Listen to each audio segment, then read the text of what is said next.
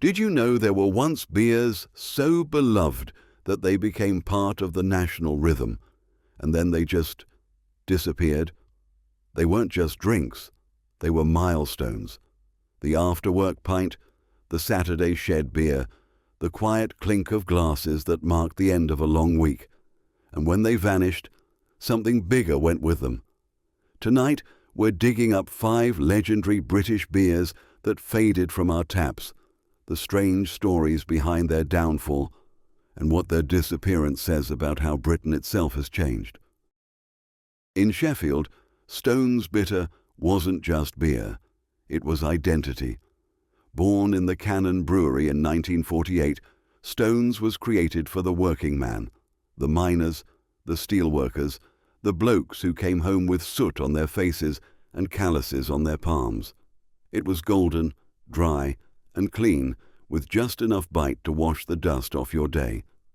By the 1970s and 80s, Stone's had broken out of Sheffield and poured across Britain, becoming one of the country's top-selling bitters. But here's where the story turns. As big breweries bought it out and scaled production, the beer itself started changing. Locals swore the taste went softer, the body thinner, the pride gone.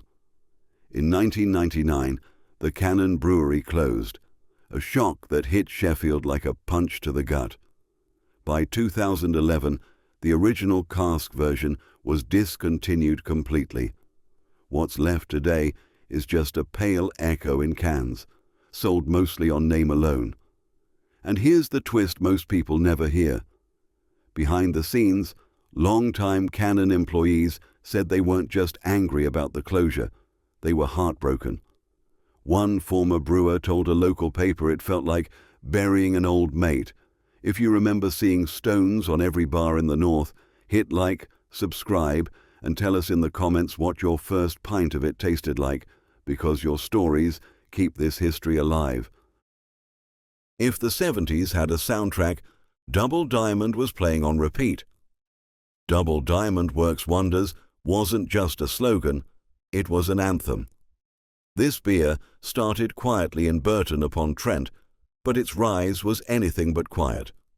In the 60s, it became the pint of the ambitious everyman, the clean-shirted office worker, the upwardly mobile shop foreman, the guy who'd just gotten his first car and wasn't afraid to tell you.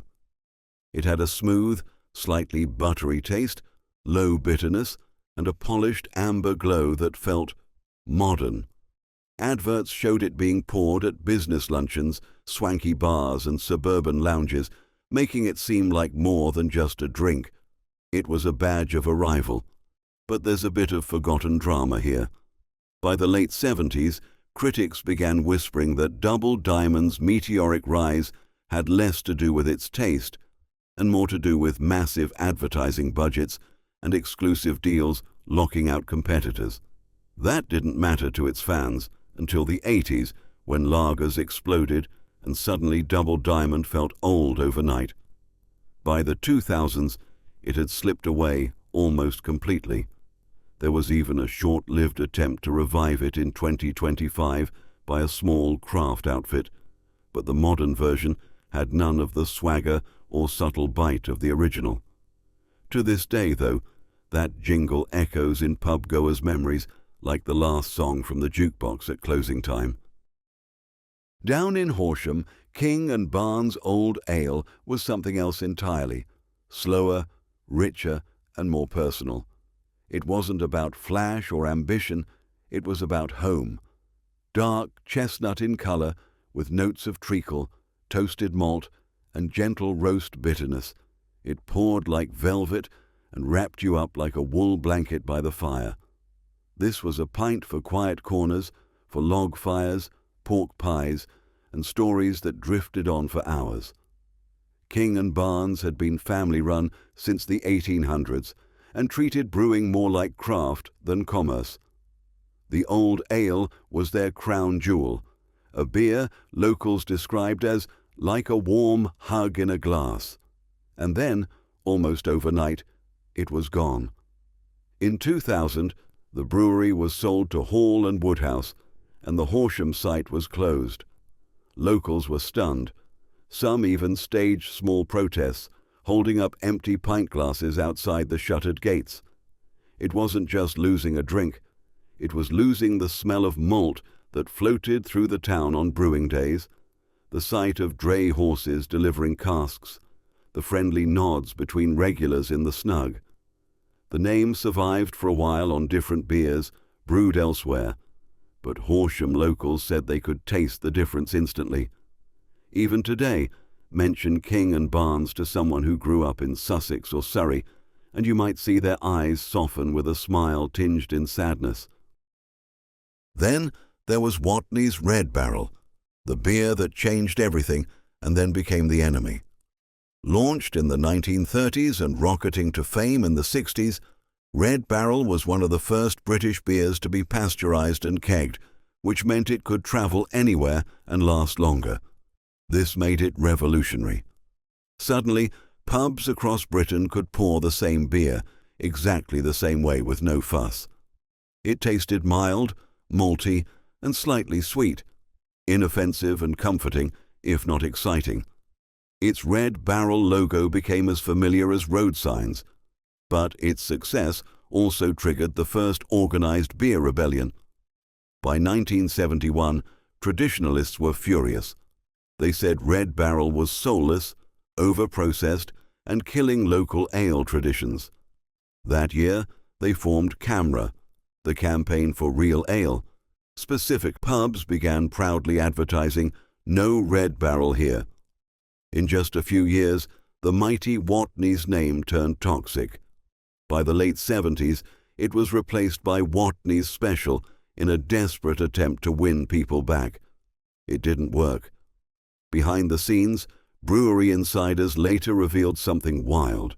Executives reportedly ordered secret taste tests using unmarked barrels, and drinkers consistently preferred other beers, even when they didn't know which was which.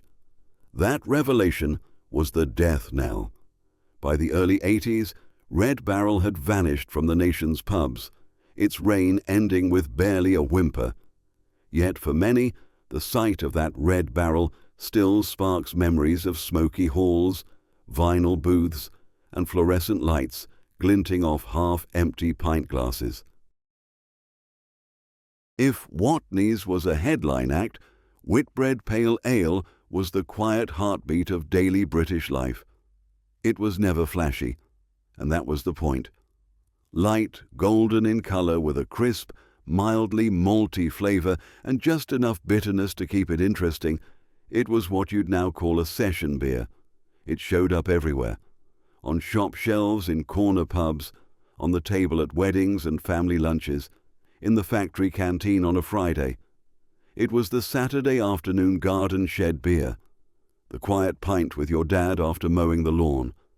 People didn't talk about it much because they didn't have to. It was simply there. And then it wasn't.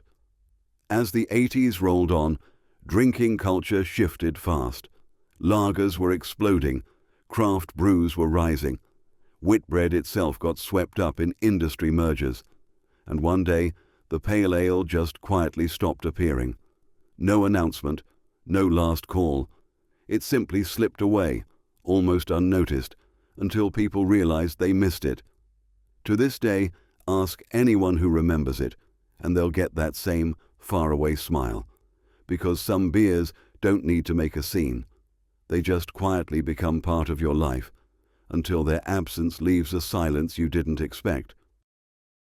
Deserve a quick nod before we close this time capsule. Courage Imperial Russian Stout, once brewed for czars and famously shipped in thick black bottles, gone by the 1990s. Charrington Toby Ale, the London classic with the little Toby Jugman on the label, a sight once as common as red phone boxes. Younger's Number 3, a bold, strong Scottish ale that quietly slipped into history. And Whitbread Light Ale, the lunchtime pint of choice for decades that simply stopped turning up. These weren't just beers, they were bookmarks in the story of everyday British life. They marked the end of shifts, the start of weekends, the sound of jukeboxes and laughter under yellow pub lights. And maybe it's not just the beers we miss, but the slower, simpler world they belong to. If you remember any of these pints, drop your stories in the comments, because some things are too good to be forgotten. Cheers.